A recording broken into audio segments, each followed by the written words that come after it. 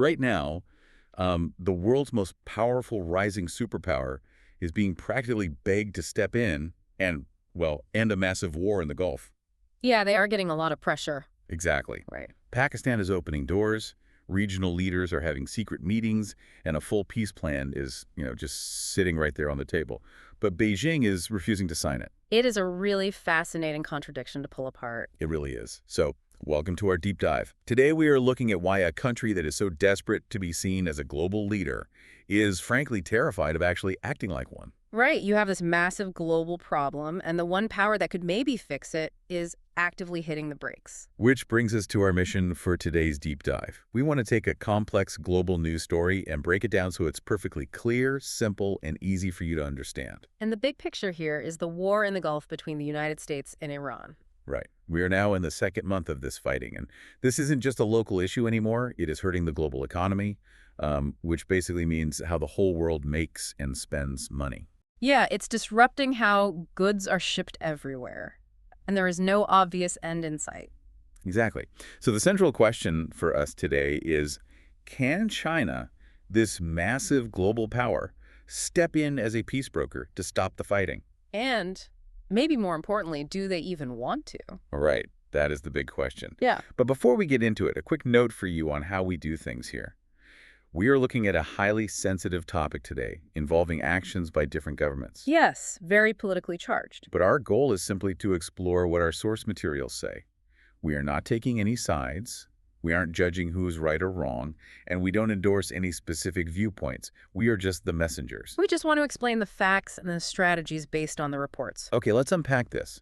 Because before we can understand if China will stop the fight, we have to look at who is actually trying to start the conversation. And that would be Pakistan. Yeah, Pakistan is really stepping up here, which makes sense, right? Oh, absolutely. They share a very long border with Iran, so if things get worse, that chaos bleeds directly into Pakistan. Right. So our sources say Pakistan's foreign minister, Ishaq Dar, traveled to Beijing. Yes, he went to meet with China's top diplomat, Wang Yi. And they talked for hours, like a very intense meeting. Very intense. And right after that, Pakistan actually announced that they are ready to host peace talks between the U.S. and Iran, like in coming days. In coming days. I mean, that sounds a bit optimistic, right? A little bit, yeah. But they didn't just announce talks. China and Pakistan also released this joint 5-point initiative. A 5-point plan. Let's carefully walk through these 5 rules for peace so they are super easy to understand. Sounds good. Okay, so rule number 1 is just to stop fighting immediately, a ceasefire. Right, very standard. Rule number 2 is to start formal peace talks as soon as possible. Makes sense. Then rule 3, they want to create a lasting peace that is supported by the UN, the United Nations. Yeah, China really likes having the UN involved because they have a lot of power there. Right. Okay, rule 4, this one is big for China. They want to keep the shipping lanes safe. Yes. They need to protect the ocean so trade can actually happen. China buys a lot of energy from this region. If the ships can't move, China's economy takes a huge hit. Exactly. And then the final one, Rule 5, is to stop attacking regular people, the civilians. Right. And to protect the independence or the sovereignty of Iran and the other Gulf states. So those are the 5 points. Stop fighting, start talking, get the UN, keep the ocean safe, and respect borders. That's the plan. But I have to push back on this a little bit. I mean, it's like writing down rules for a schoolyard fight, right? It is a great way to put it. It's super easy to write a list of nice rules on a piece of paper, but how do you actually make 2 very angry countries follow them? A piece of paper won't stop a missile. No, it won't. And what's fascinating here is the difference between simply suggesting peace and actually enforcing peace. Right, suggesting versus enforcing. This is the most detailed plan Beijing has shared so far. But it has a huge missing piece. It completely lacks instructions on what to do if someone actually breaks the rules. So there are no consequences. None. There's no plan for what happens if someone starts shooting again tomorrow. And because making countries follow rules is so incredibly difficult, that brings us to the next big part of our deep dive. Pakistan had to ask China a very heavy question. Yes, the guarantor question. Right. Pakistan essentially asked China, will you be the guarantor? And we should probably explain what that word means in this context. Yeah, let's keep it simple. Think of a guarantor like a parent watching over a deal between kids. Right. Or maybe like when you sign a lease for an apartment. Right, like a cosigner. Exactly.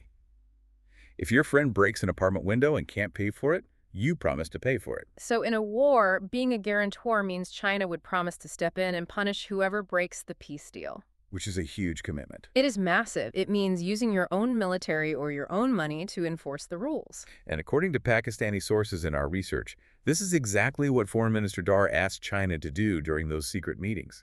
Yeah, they really pressured Beijing. And meanwhile, there were four-way talks happening quietly in Islamabad. Right, with Turkey, Saudi Arabia, Egypt, and Pakistan. And Pakistan's president, Asif Ali Zardari, actually held meetings at the Chinese embassy. A sitting president going to a foreign embassy.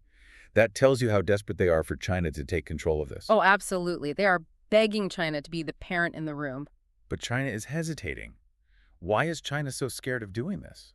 Well, China usually completely avoids military alliances. They have one old treaty with North Korea, but that's about it. Oh, wow. I didn't realize they avoided alliances that much. They really do. Because being a guarantor means if the U.S. or an ally breaks the ceasefire, China has to punish them. Oh, I see. And that could force China into a direct fight with the United States. And they absolutely do not want that. So wait, China wants all the credit for making peace and looking like a hero, but they don't want to risk getting their hands dirty. Exactly. And there is a great quote in our sources from an expert named Tong Zhao at the Carnegie Endowment. He points this out perfectly. What does he say? He says, China wants the world to see a very specific contrast. They want to look like the ultimate force for stability and peace. Right. While at the same time, they point at the U.S. and call them the cause of turmoil and chaos. It's basically a giant marketing campaign for their global image. It really is. But, as Zhao says, Iran is a very unlikely place for China to actually use its military. It's too risky. Okay, so if China refuses to be a physical enforcer, if they won't be the guarantor, what is their actual strategy to stop this war? Well, let's look at what the experts say about trust and timing. Right. Because China has a very specific view on who should clean up this mess. Right, and there's this really fascinating quote from China's Middle East envoy, Zai Jun. He used a traditional idiom. The bell idiom, yes. He said, the one who tied the bell must be the one to untie it. Let's translate that into simple English for you listening. It basically means the person who created the problem is the one who has to fix it. Like you broke it, you bought it. Exactly. So China is sending a very clear message. They believe the United States and Israel created this mess in the Middle East over the years. So they are saying, hey, U.S., you tied the bell, you figure out how to untie it. Yes. They are refusing to take responsibility for it. But, and I have to ask this, does the U.S. even have the ability to fix it right now? Because looking at the reality on the ground, it seems really bad. It is bad. And an expert named Zubo from Tsinghua University brings up a huge point here. Right, about pride. Yes. He says the main problem right now isn't just strategy, it's pride. Explain that. How does pride stop the peace? Well, Zubo says the U.S. is stuck. If they walk away, they look incredibly weak. So they just have to, as he calls it, muddle through. Just try to survive the mess from day to day. Right. Just take the hits and keep going. And on the other side, Iran needs revenge to protect their pride. Right, what they call saving face. They have to look strong to their own people. Exactly. So both sides are totally trapped by their own pride. Wow. So because of that, neither side is really ready to listen to China's five-point plan anyway. No. They're too busy trying not to look like the loser. That is deeply depressing. It is. But there is one final, really surprising piece of the puzzle here. And it explains why China is being extra careful right now. Yes, the Trump factor. Right. Wang Yue from Renmin University brings this up. China is holding back largely because U.S. President Donald Trump is scheduled to visit China this May. Wait, so let me get this straight. China is trying to look helpful globally, but they are actually terrified that getting too involved in the Gulf War might ruin their relationship with the U.S. Yes. Right before a massive face-to-face meeting between their leaders. Exactly. If we connect this to the bigger picture, the U.S.-China relationship is the most important thing to Beijing. It controls their trade, their economy, everything. So they don't want to make the U.S. mad by getting in the way in the Middle East. Right.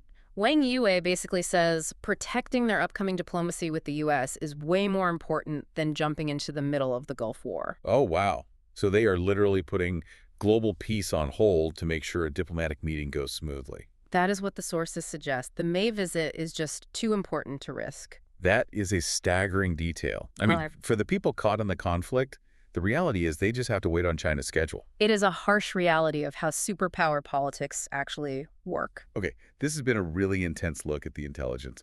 Let's summarize our deep dive today so it's all perfectly clear. Sounds good. So, the war in the Gulf continues. Pakistan is trying very hard to host peace talks and wants China to step up and guarantee the deal. Right. However, China is walking a very, very careful line. They want the world to see them as a peacemaker, so they release 5-point plans. But they refuse to actually risk a military fight to enforce it. Yeah, they say the U.S. tied the bell and has to fix it. And above all else, China is carefully protecting their upcoming meeting with the U.S. president in May. They want the credit, but they won't take the risk. Before we sign off, I just want to remind you one last time, we are just the messengers here. We are sharing the perspectives found in the news sources without taking any sides in this global conflict. We just want to help you understand the why behind the headlines. And thinking about that why leaves us with a final, really provocative question for you to think about. Yeah, consider this. If the country that tied the bell, meaning the U.S., is stuck and can't fix it, Right? and the world's biggest neutral power, China, is too focused on its own image and meetings to step in completely. Then who is actually left to stop the fight? Exactly. Is our global system relying too much on superpowers who only act when it benefits their own reputation? That is a brilliant question. If the big players won't move unless it helps their brand, the rest of the world is left in a really dangerous spot. It is definitely something to mull over. Well, thank you so much for joining us for this deep dive. We really appreciate you bringing your curiosity to such complicated issues. Yes, thank you for listening.